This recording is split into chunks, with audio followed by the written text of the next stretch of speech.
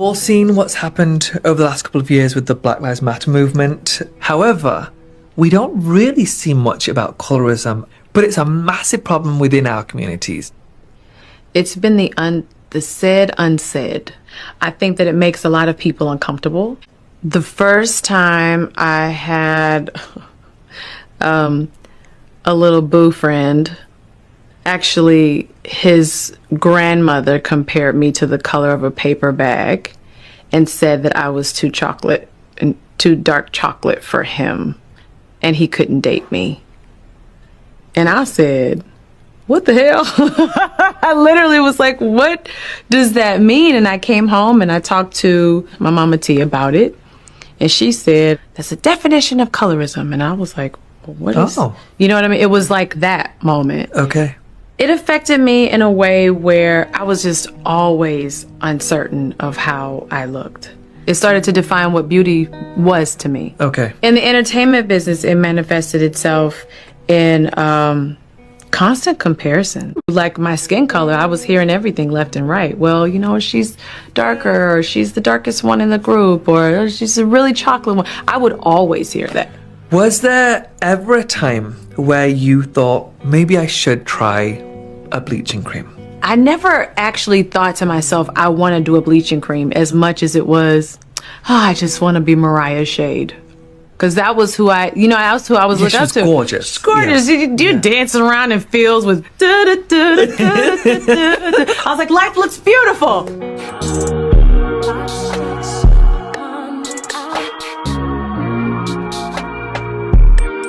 Hey guys, so welcome back to Lex Reads. So in today's video, we go real deep. It's gonna be real deep. As you can see from the title, we're talking about colorism. But of course, you already know I'm going to incorporate books and things like that. And what sparked me to even think about this topic of discussion actually is House of Eve by Sadeqa Johnson. Y'all know I'm fangirling girl. But in that particular book, there's two characters, and one of the characters' name is Eleanor. And Eleanor is a sophomore at Howard University. And she comes from a small town in Ohio, and she said, I didn't know that Black people separated themselves by color. And so she just dumbstruck. She just does not know. This just fascinates her because she's like my tone, okay? But then I read Sadeqa Johnson's author note, and she was discussing the inspiration of Eleanor's character. She said while she was doing her research, she came across a book called Our Kind of People by Lawerence Odis Graham. And this talks about the Black bourgeoisie, the Black elite, and how you have Black people that once again separated themselves by color. So after reading some passages, and then like I said, reading that book, I started thinking about the books that I have that talk about that issue. And I want to share some with you. So the first book that always stands out to me when it comes to colorism is obviously Passing by Nella Larsen. This has become a resurgence because of the movie. And this is the perfect example of the tragic mulatto, because if you have read this, it's just, my goodness. I always say the fact that this book is this book is not even 200 pages. This book is 115. And she's talking about the complexities of race, of gender, of colorism. And you pack that in that little pages, and girl, Claire, that ending, oh my goodness. And I particularly love the scene where Claire's husband, he's at the house, and Irene and another woman is visiting, and clearly all of them are Black, but they don't look like they're Black. And her husband is going on talking about the niggas and stuff like that, and Irene, in her mind, she's like, if he only knew he's sitting with three on the couch, okay? I love that scene. The way that she wrote that was just fantastic. So yes, Nella Larsen, Passing, please read it. And then also too, by her, this is her first book, Ouicksand. A protagonist is Helga Crane. She's also a biracial woman that's struggling with colorism, that's struggling with her race and things like that, and she's bogged down with all these children. And girl, Helga's life it's just not good, especially towards the end. But again, talks about the complexities of colorism. So the next books I'm going to list, they're mainly Harlem Renaissance writers. And I've told you guys time and time again, if you want to know about colorism and race, please read Harlem Renaissance authors. I think the reason why I love Harlem Renaissance is because it's so modern, it's so current. It doesn't feel like you're reading a book from, 1916 through 1930, 5 or something like that. Once I read this, it really intrigued me about how race was perceived during that time. Next book, Lord, I love this book. This is Wallace Thurman's Infant of the Springs. Now, he's known for this book, The Blacker the Berry. This is like what he's well known for. And in this book particularly, it's different because you have the main character, Emma Lou. She's very, very, very, very dark skinned. Like how they would say purple in them. She's in that category. And she hates being that way. She tries all these bleaching creams. And her family is really, really, really, really, really light. And she just hates being dark. But towards the end, it's a full circle, but when I tell you, Emma Lou, Lord, no confidence, Jesus, but her family was no help. And they would say things like, oh, if you were a boy, you would maybe look better. Girl. But this one gets me because this talks about colorism in a different type of way. In particular scene where a girl is, her mother uses men to take care of her, and she's a black woman, but she passes for white. And her daughter's like, you know what, I'm gonna do the same thing because I'm sick of struggling and I can pass because, I don't look black. And so she's telling the main protagonist, Raymond, and she says, when I go white, I want to stay white and never hear of being colored again. Raymond says, which is just a proper attitude to have in order to be found out. Can't you people who cross the line understand that your own fears is disclosed? The minute you leave the colored world, you live in unholy fear that Negroes you once knew might meet you somewhere and recognize you. What if they do? 9 times out of 10, that Negro is glad to see you change of status. And then he also talks about, he says, there are white people that are born white and they have black friends and, they still talk to them. So why can't you do the same thing? This talks about, like I said, colorism in a different way. So entertaining, so entertaining. Then next we have Langston Hughes. I love this because this is a collection of short stories, and this is such ahead of its time. This talks about, obviously, race, colorism. This talks about sexuality. It talks about abortion. In this collection, I would say there are maybe 3 stories that talk about colorism and passing and things like that. So the first one is Passing. The second one is Mother and Child. And then the third one is Father and Son. Father and Son is really deep. You got this white man that has fathered a black child, but he doesn't want anything to do with him. And the son comes to his doorstep one day and Lord, all hell breaks loose. So yeah, this is a really good one. This one actually was published in 1933. So, and this, I love this edition too. Next, this is one book that no one really knows, no one really talks about. They actually call it the lost novel of the Harlem Renaissance. And it is When Washington Was in Vogue. Actually is the first book written by a black man that is in letter form. And he's talking about this particular book or something that he had came across. It says, as we talked, I noted stands white and black lying on the table. I opened it at the passage in which an author makes one of his characters, an educated colored preacher, rebukes his burden for wanting to be white and for only wanting the fairest mulattoes or quadroon women for wives. What do you think of that statement? I asked, handing him the open book. I guess it's true of many men in Washington as well as in Texas. And then he goes down and says, in a country with such a hellish system of discrimination, not only in social life, but in employment, in places of public entertainment and service, on railroad ships, in schools, in stores, in counts of laws, in the army or navy, in every possible relation of life. In fact, the possibility of approximation to the white type becomes a very particular idea. Who can blame a man if he wants his children to be as nearly white in appearance as possible, or at any rate, perhaps more nearly white than himself?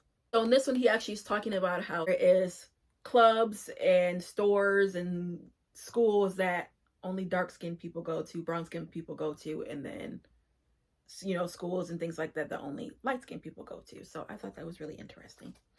And then, of course, Jessie Redmond Fawcett, she is going to tackle that. Her books are known for colorism and all that. I particularly love Plum Bun, amazing. You have Angela that is basically like white, and then you have her sister Virginia that is like my color, and obviously Angela, you know, she's like, well, I'm going to pass because it's just the inconvenience of being black, and she realizes it's not green on the other side. And then this one I really like. It's called, this is, I believe this is her last book, Comedy: An American Story. And you have a mother, Olivia, who just, Lord, oh my goodness. She's real toe up. So let me just read you this passage because you just got me. It says, Mama, why can't I play with Marissa? Of course, Phoebe all right, and I like her very much, but I like Marissa best. She's such fun.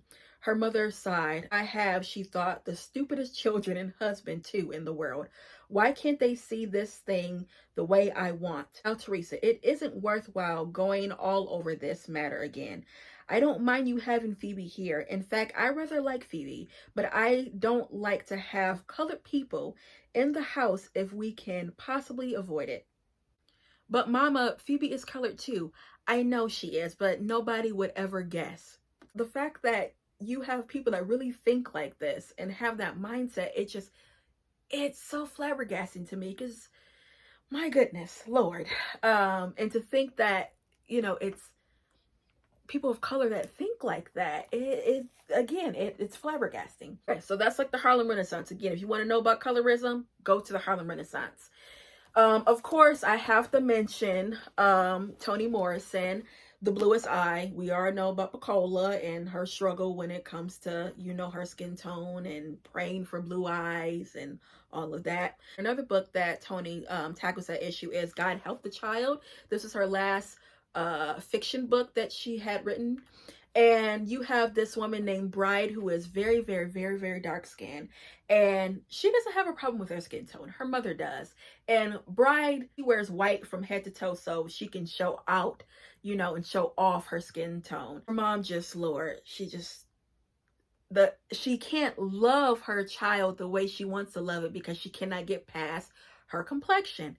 Again, real deep. So yeah, I really like the way that she talked about colorism, how she talked about race. And I also like the fact that she made the main protagonist, Bride, you know, again, you have, you know, some of the protagonists in a lot of these books where if they are dark skinned, they don't like the fact that they're dark skinned. And you have Bride who is showcasing, you know, her skin tone, and just, she's like, I don't have a problem with it. I don't care if you got a problem with it. It ain't got nothing to do with me.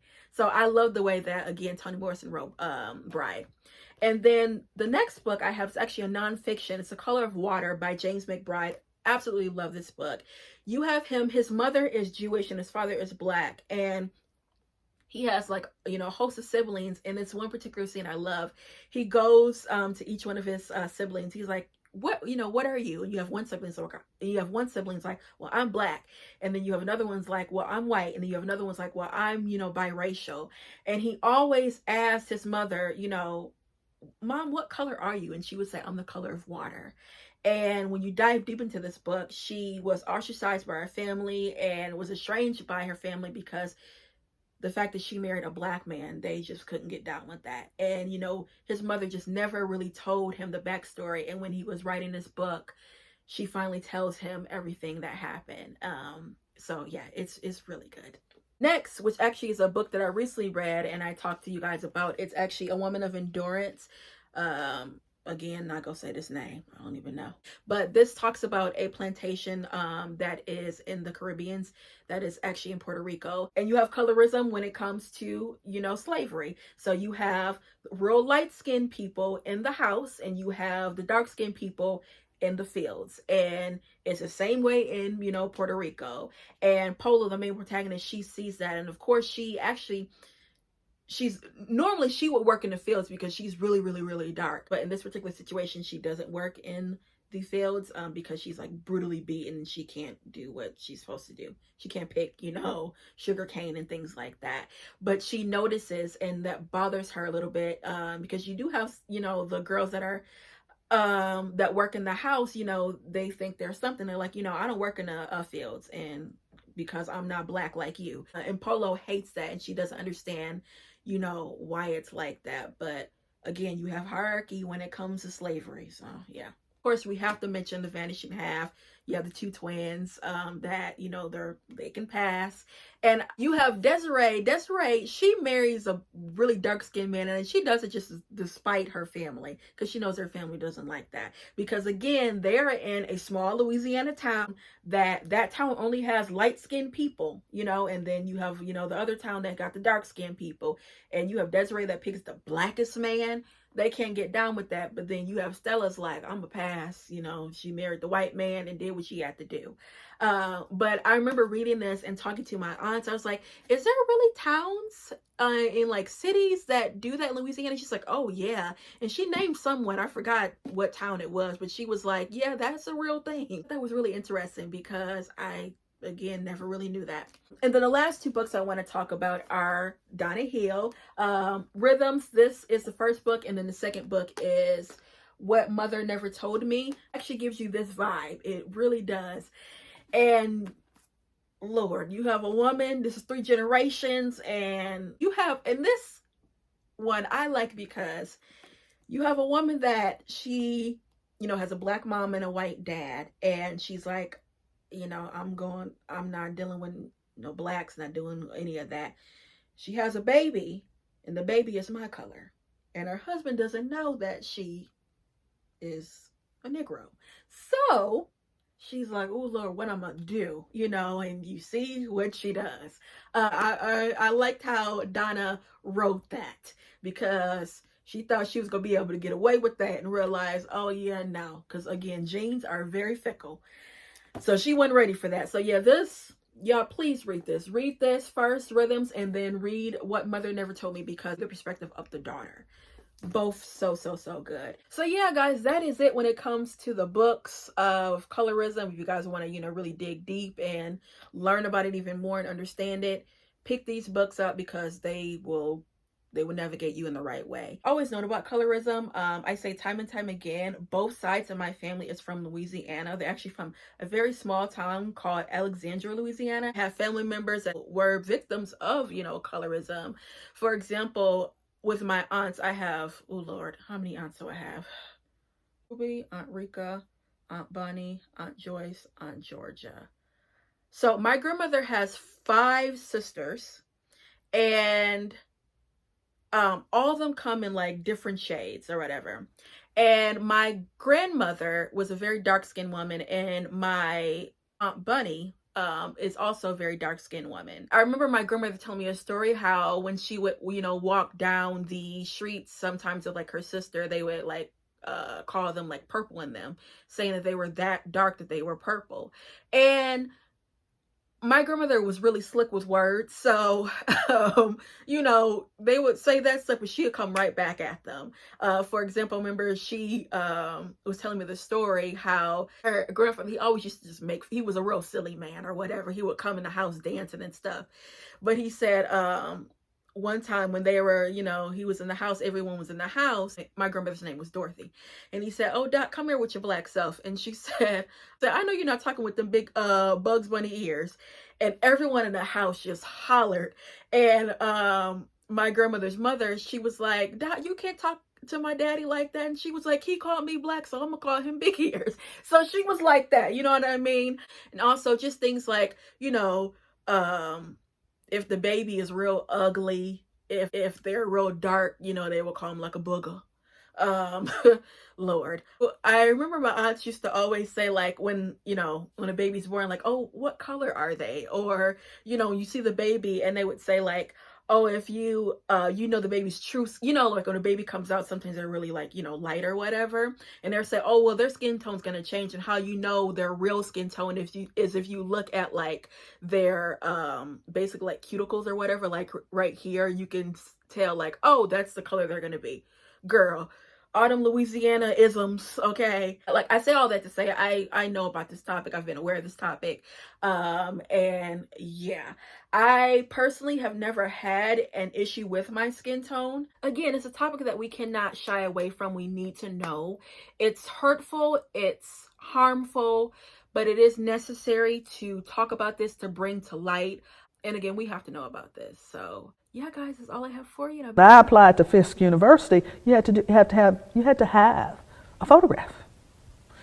And for the most part, Fisk, Howard, and other schools, the lighter you were, the more likely you were to get into those schools. All black schools. All still black had their schools, yes. color gradation. And those were the private schools. The public schools, you didn't have to submit a picture because it was assumed that the public school would have to let all black children, all black students in regardless of the color of their skin. But again, the lighter the child, the more likely they were to even to get into the state-supported schools as well. It's just that no picture was required, but there were some issues there. So this was the color consciousness issue inside the paper bag, the brown paper bag. The brown test. paper bag test. Whose little girl are you? Why, she's just as white as cotton. How was I supposed to know she's nigger? I'm nearly white. Only got a little bit of Negro blood in me. It's not enough to be nearly white. Even one little drop of black blood is too much. I reckon you're strange in this part of the country, but, well, this fella Jake, did he molest you in any way, ma'am? No. And the girl, what about her, ma'am? Now, if she even so much as thought of threatening you, we want to know about it. Or if she give you any of her impudence. Shut up, girl. Oh, excuse me, sir, but why are you two white men mamming her? She's nothing but a low-down colored gal. I tried to steal my man. You heard what she said. He's got to slap her down. Unless it's true. Yes, it's true. I'm colored. My grandmother's Mrs. Dicey Johnson. Mrs. Dicey Johnson. I ought to slap them both down, Chief. Hold it. Well, I think I'll be going now. Go. You ain't going anywhere till I tell you. Get in that car. You mean I'm under arrest? What do you think? On what charges are you holding? You heard what I said. Get in that car. Realized when I was speaking to one of my lighter skinned, colleagues afterwards, and we're just talking about the interview process, I had to do 10 interviews in order to get this job. And this is me working in corporate America after having not only a bachelor's degree, an Ivy League degree as well, and a master's in business. And then I still had 10 interviews while she said she had 3. Not only that, I then realized when she told me her pay and my pay, there was a gap. And this is not just my experience, and this is not for a lack of negotiating, because I did. It's the experience of tons of darker skinned black women. I feel like for me and a lot of people, we don't get the opportunity to be who we are freely. And that's the problem. It goes beyond dating. It goes beyond beauty standards. It's about the money as well. And it's about how we're perceived. A lot of more situations where there's dark female cast members all around. It's not to deter what any of you are doing or myself, because we all, again, deserve to be here. But I recognize how much as a community, we say as black people, we have to work twice as hard for half as much. I feel like as a dark skinned black woman, it's 3 times as hard. And